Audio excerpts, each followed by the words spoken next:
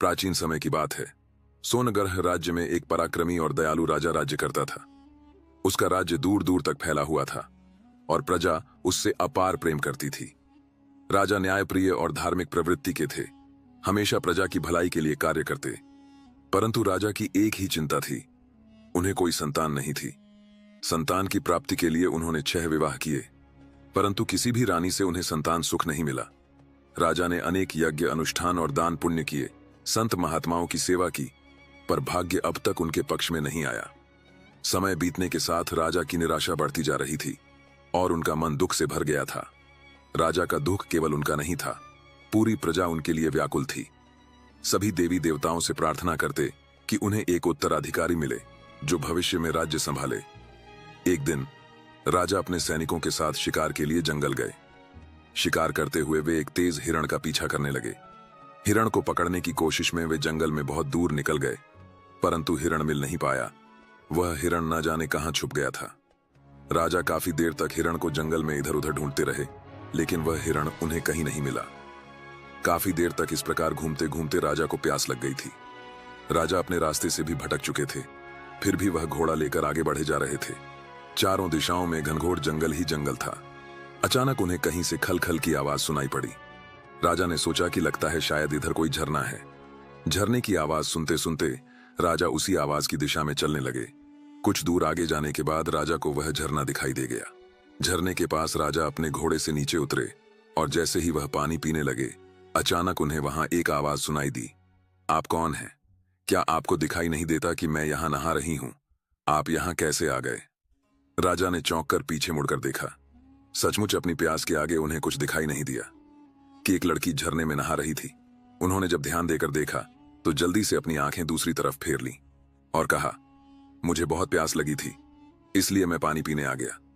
मुझे क्षमा करें, मैंने आपको नहीं देखा। यदि आप बुरा नहीं माने तो मैं पानी पी लूं और फिर मैं यहां से चला जाऊंगा।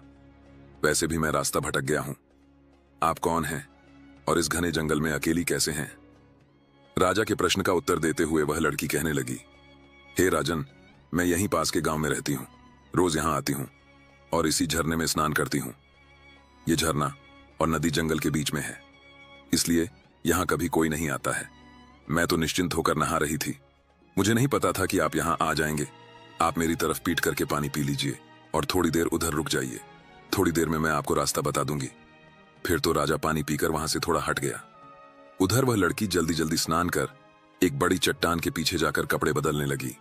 कुछ ही पलों में वह बाहर निकली और राजा के पास आकर बोली, महाराज, यदि आपको और जल चाहिए तो ले लीजिए। राजा मुस्कुराते हुए बोले, नहीं, मैंने पर्याप्त जल ग्रहण कर लिया है। लेकिन तुम कौन हो? अपना परिचय दो और मेरी सहायता करो। लड़की बोली, मैंने अपने घर ले जाने के लिए कुछ फल एकत्र किए थे। यदि आपको भूख लगी हो तो इन्हें ग्रहण कर सकते हैं। क्या आप इन्हें खाना चाहेंगे?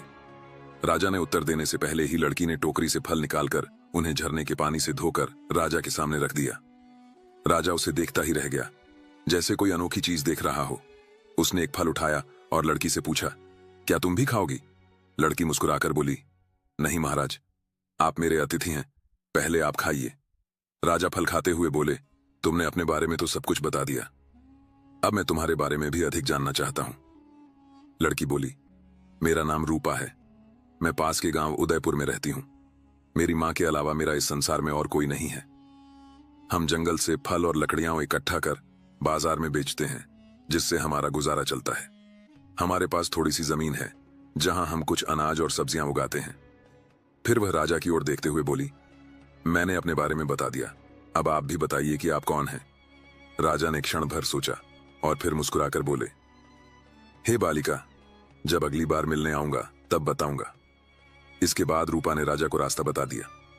राजा अपनी राजधानी जाने से पहले रूपा से कहने लगा, रूपा, तुमने यह तो बताया ही नहीं कि मैं तुम्हें दोबारा कहां मिल सकता हूं। रूपा कहने लगी, आप मुझसे क्यों मिलना चाहते हैं? राजा कहने लगा, बस तुम्हें देखकर तुमसे बातें करने की इच्छा होती है। इसके बाद रूपा हंसते हुए बोली, मैंने आपको बताया तो था कि मैं रोज यहां आती हूं। सुबह लकड़ियां ले जाकर मां को दे देती हूं, फिर फल लेकर जाती हूं। उसके बाद खाना खाकर हम सब्जी और फल बेचने के लिए बाजार जाते हैं। मैं आपको रोज इसी समय यहां मिलूंगी, या फिर यदि आप चाहे तो आप मेरे गांव में भी आ सकते हैं। उसके बाद राजा राजधानी आ गया। मित्रों, लेकिन राजा तो रूपा पर मोहित हो गया था, इसलिए वह बेचैन रहने लगा। उसे बार बार रूपा से मिलने की इच्छा होती। वह समझ नहीं पा रहा था कि छह छह रानियों के रहते हुए भी उसका दिल रूपा की ओर क्यों खींचा चला जा रहा है। यह सब उसके लिए सहन करना कठिन हो गया था। तब उसने जंगल में घटी यह सारी बातें अपने मंत्री को राज दरबार में बैठकर बताई। मंत्री जी ने कहा, महाराज, यदि बात ऐसी है तो आप उस लड़की से विवाह कर लीजिए। महाराज, हो सकता है उसी से ही हमारे राज्य को उत्तराधिकारी मिल जाए। मंत्री का यह सुझाव सुनने के बाद अगले ही दिन अपने मंत्री को साथ लेकर रूपा से मिलने के लिए चल पड़ा। काफी देर चलते चलते जंगल से गुजरते हुए वह सीधा झरने के पास पहुंचकर उसने रूपा को आवाज दी। रूपा झरने पर नहीं थी। कई बार आवाज देने के बाद वह वहीं रुक गए। राजा ने कुछ देर तक प्रतीक्षा की, फिर मंत्री की ओर देखते हुए बोले, रूपा अब तक आई क्यों नहीं? उसने तो कहा था कि वह प्रतिदिन झरने के पास आती है। मंत्री ने सुझाव दिया, महाराज, क्यों ना हम स्वयं उसके गांव चलकर देख लें। राजा ने सहमति जताई, हाँ, यही उचित रहेगा। हमें उसके गांव जाकर पता करना चाहिए। दोनों तुरंत घोड़ों पर सवार होकर रूपा के गांव की ओर चल दिए। जब वे गांव पहुंचे तो उन्होंने रूपा का नाम लेते हुए उसका घर पूछना शुरू किया। ग्रामीणों ने उन्हें देखकर आदरपूर्वक रास्ता दिखाया और उनके साथ चल पड़े। जब राजा और मंत्री उसकी झोपड़ी तक पहुंचे तो उन्होंने देखा कि वहां बाहर कोई नहीं था। राजा ने आवाज दी, रूपा, तुम क्या कर रही हो? बाहर आओ, मैं तुमसे मिलने आया हूं। झरने के पास मैंने तुम्हारी बहुत प्रतीक्षा की, लेकिन तुम आज वहां नहीं आई। राजा की पुकार सुनकर रूपा धीरे धीरे बाहर आई। उसकी आंखों में आंसू थे। राजा ने चिंतित होकर पूछा, रूपा, क्या हुआ? तुम रो क्यों रही हो? इतने में गांव के लोग भी वहां एकत्रित हो गए। एक बुजुर्ग ग्रामीण आगे बढ़कर बोला, बाबूजी, इसकी मां ही इसका एकमात्र सहारा थी, लेकिन कुछ दिन पहले एक सांप ने उसे डस लिया और वह नहीं रही। अब यह बेचारी अकेली रह गई है। ऐसे में इसके आंसू कैसे न बहें? राजा और मंत्री स्तब्ध रह गए। मंत्री ने राजा का परिचय ग्रामीणों से कराया। राजा को देखकर गांव में हलचल मच गई और सभी ने उनका भव्य स्वागत किया। राजा ने गांव के मुखिया से कहा, मैं रूपा से विवाह करना चाहता हूं, क्या आपको कोई आपत्ति है? मुखिया ने मुस्कुराकर उत्तर दिया, राजन, हमारी बेटी यदि रानी बनेगी तो इससे बड़ा सौभाग्य और क्या हो सकता है। हमारा पूरा गांव आपकी ससुराल कहलाएगा। यह हमारे लिए गर्व की बात है। गांव वालों ने शीघ्रता से विवाह की तैयारियां की और राजा तथा रूपा का विवाह संपन्न कराया। राजा ने रूपा को एक नया नाम दिया, राजलक्ष्मी। विवाह के पश्चात राजा, मंत्री और नवविवाहिता रानी राजलक्ष्मी राजधानी लौटने के लिए तैयार हुए। राजा और राजलक्ष्मी एक ही घोड़े पर सवार हुए, जबकि मंत्री अपने घोड़े पर चला। पूरे गांव ने नम आंखों से रूपा को विदाई दी। जंगल के रास्ते होते हुए वे राजमहल पहुंचे। जब राजा की 6 रानियों ने राजलक्ष्मी को देखा तो जलन और क्रोध से भर उठीं, लेकिन ऊपर से उन्होंने अपनी भावनाओं को छिपाते हुए उसका स्वागत किया। राजा का अधिकांश समय अब राजलक्ष्मी के साथ बीतने लगा। भोली भाली राजलक्ष्मी यह समझ नहीं पा रही थी कि उसकी सौतनें उसके प्रति ईर्ष्या से भरी हुई हैं। वह उन्हें अपना परिवार मान रही थी, जबकि वे मन ही मन उससे द्वेष कर रही थीं। राजलक्ष्मी के साथ राजा के विवाह को भी काफी समय बीत गया, लेकिन फिर भी उन्हें कोई संतान नहीं हुई। एक बार एक सन्यासी महाराज उस राज्य से गुजर रहे थे। वह सन्यासी उस इलाके में बहुत ही प्रसिद्ध थे। जब मंत्री जी को उन सन्यासी महाराज के बारे में पता लगा तो वह राजा के पास आया और बोला कि महाराज, वे सन्यासी बहुत ही बड़े महात्मा हैं, क्यों ना एक बार उन्हें राज दरबार में बुलाकर उनसे इस परेशानी का हल पूछा जाए। राजा मंत्री की बात से सहमत हो गए और उन्होंने मंत्री से कहा कि मंत्री जी, अब तुम सन्यासी बाबा को शीघ्र ही राजमहल में बुला लाओ। फिर मंत्री ने तुरंत ही उसे सन्यासी बाबा को राजमहल में बुला ले। राजा ने उनका बहुत आदर सत्कार किया और उन्हें अपनी परेशानी के बारे में बताया। राजा ने अपनी सभी रानियों को भी राज दरबार में ही बुला लिया। सन्यासी बाबा ने उस समय कुछ भी न कहते हुए महाराज से कुछ दिन के लिए महल में रुकने की आज्ञा मांगी, जिसे राजा ने खुशी खुशी स्वीकार कर लिया और अपने सिपाहियों को आज्ञा दी कि सन्यासी बाबा का रहने की उचित प्रबंध किया जाए। राजा ने अपनी सभी रानियों से भी कहा कि महात्मा जी का पूरा आदर सत्कार होना चाहिए। बड़ी 6 रानियों ने सन्यासी बाबा के फटे पुराने कपड़े देखे तो उन्हें अच्छा नहीं लगा। वह सभी सन्यासी बाबा के फटे कपड़ों की ओर देखती और किसी न किसी बहाने उनकी सेवा करने से इनकार कर देती। लेकिन मित्रों, छोटी रानी राजलक्ष्मी सन्यासी बाबा का पूरा आदर सत्कार करती थी। शायद जंगल में पली बड़ी होने के कारण उसे इस बात का कोई घमंड नहीं था कि वह इस राज की रानी है। उसने मन लगाकर महात्मा की सेवा की। कुछ दिनों बाद महात्मा जाने के लिए तैयार हो गए, जाने से पहले उन्होंने सभी को आशीर्वाद दिया। अंत में सबसे छोटी रानी राजलक्ष्मी को अपने पास बुलाया और प्रेम पूर्वक कहा, बेटी तुमने मेरी बहुत सेवा की है, मेरा बहुत ध्यान रखा है। बहुत जल्द ही तुम्हें संतान की प्राप्ति होगी और इस महल में बच्चों की किलकारियां गूंजेंगी। राजा और राजलक्ष्मी यह सुनकर अत्यंत प्रसन्न हो गए। आशीर्वाद देकर सन्यासी बाबा वहां से विदा हो गए और सच में कुछ ही दिनों में राजलक्ष्मी गर्भवती हो गई। जब रानी ने राजा को यह शुभ समाचार दिया कि वह पिता बनने वाले हैं, तो राजा की खुशी का कोई ठिकाना नहीं रहा। अब तो उन्होंने राजलक्ष्मी की देखभाल और भी अधिक बढ़ा दी। वे यह सुनिश्चित करने लगे कि रानी को किसी भी प्रकार की परेशानी न हो। उन्होंने महल के सभी सेवकों को सख्त आदेश दिया कि रानी की हर इच्छा पूरी की जाए। साथ ही कुलगुरु को भी निर्देश दिया कि वे प्रतिदिन राजलक्ष्मी को धार्मिक और प्रेरणादायक कथाएं सुनाएं, ताकि उसका मन प्रसन्न बना रहे।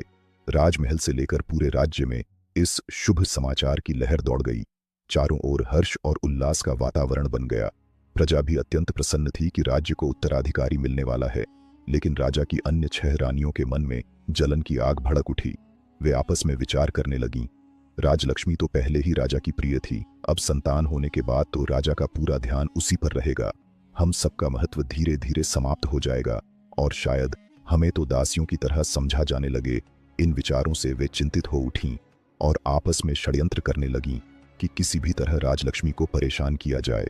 परंतु हर बार उनके प्रयास असफल हो जाते। कभी कुलगुरु उनके रास्ते में आ जाते, कभी सेवक सतर्क हो जाते, कभी प्रजा का प्रेम राजलक्ष्मी के पक्ष में खड़ा हो जाता और कभी स्वयं राजा उसकी ढाल बन जाते। इस तरह समय बीतता गया और रानी का गर्भ धीरे धीरे बढ़ने लगा। गर्भावस्था का समय भी लगभग पूरा होने को था। तभी अचानक राज्य की सीमा पर विद्रोहियों ने विद्रोह कर दिया।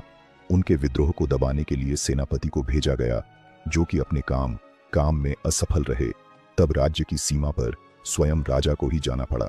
राजा ने अपनी बड़ी रानी को छोटी रानी राजलक्ष्मी की उचित देखभाल करने का निर्देश दिया और वे विद्रोह को दबाने के लिए सेना लेकर महल से निकल पड़े।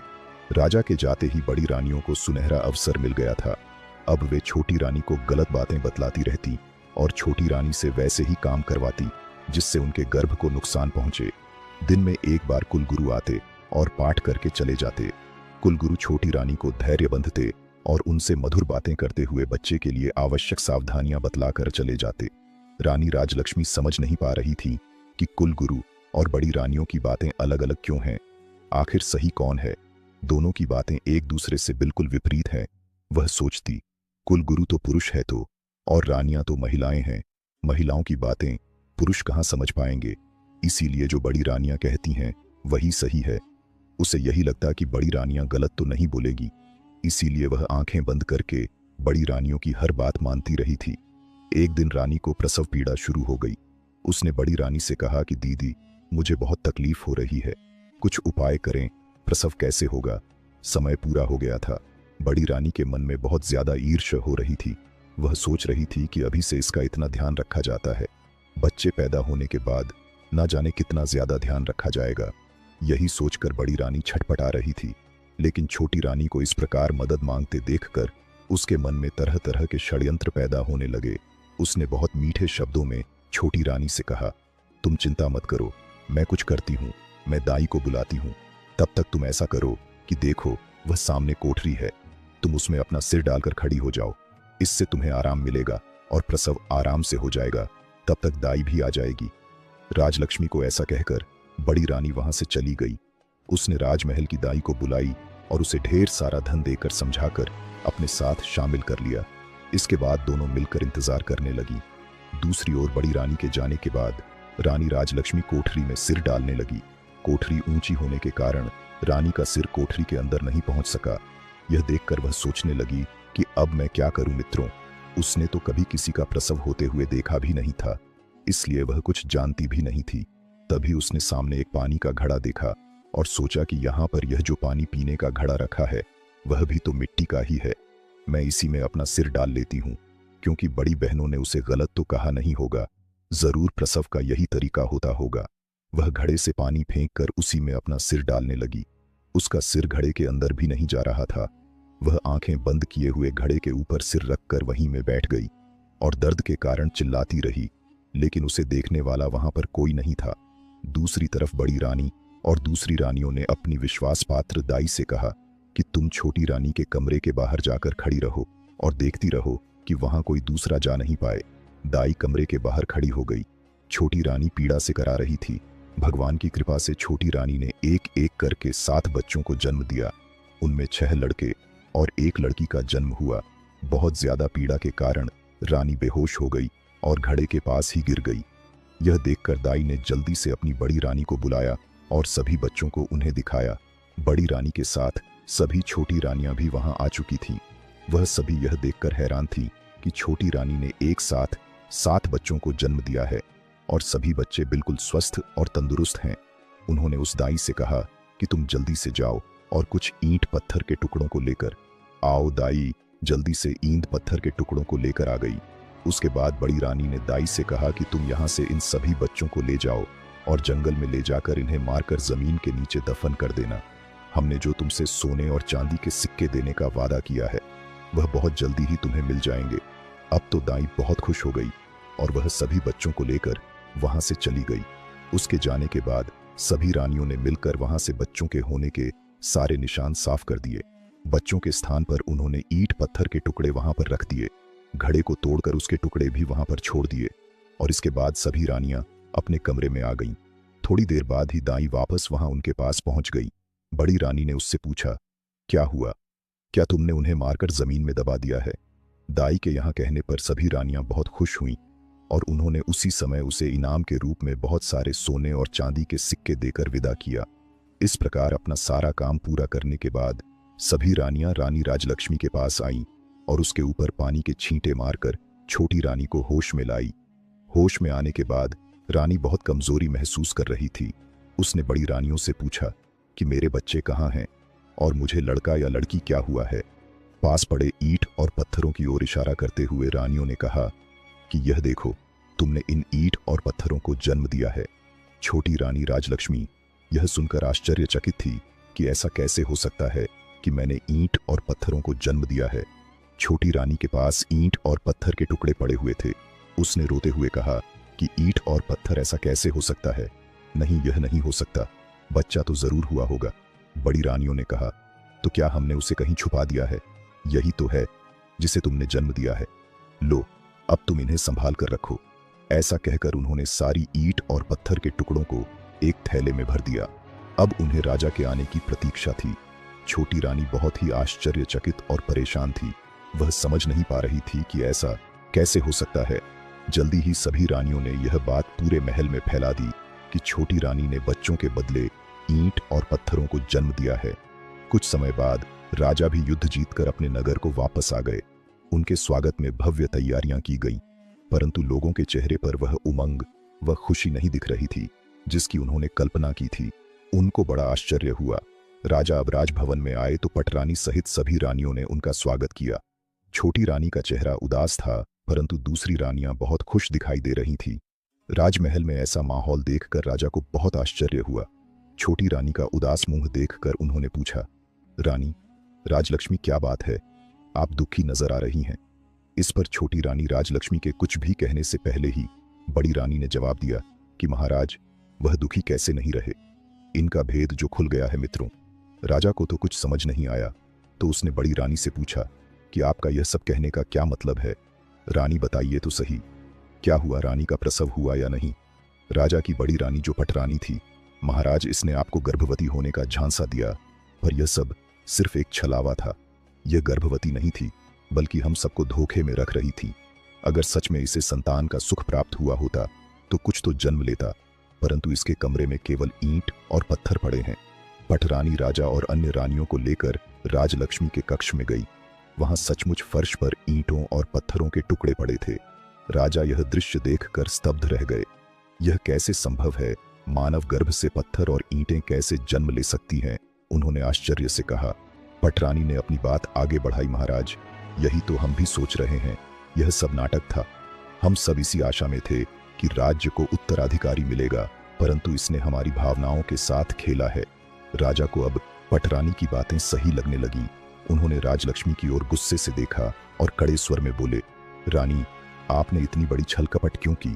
क्या आपको तनिक भी दया नहीं आई? अगर सच में संतान न होती तो हम इसे विधि का विधान मान लेते, लेकिन आपने तो हमें झूठी उम्मीद देकर हमारे विश्वास को ठेस पहुंचाई है। राजा का चेहरा क्रोध से लाल हो गया।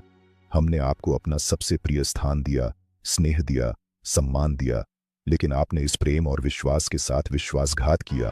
हमें आपसे ऐसी उम्मीद नहीं थी। महल के सभी दरबारी दास दासियां और अन्य रानियां भी राजा की इस प्रतिक्रिया को सुन रहे थे। सबकी निगाहें अब राजलक्ष्मी पर टिकी थीं।